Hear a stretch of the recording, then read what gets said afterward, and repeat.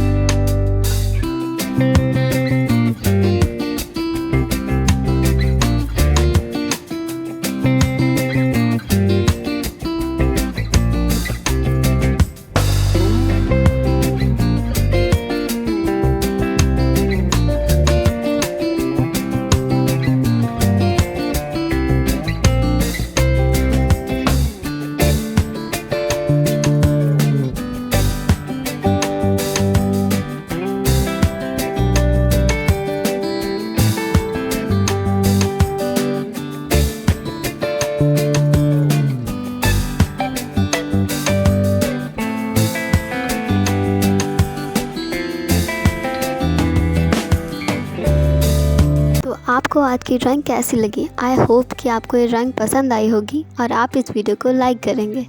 तो चलिए मिलते हैं कल एक नई वीडियो के साथ। तब तक के लिए बाय बाय।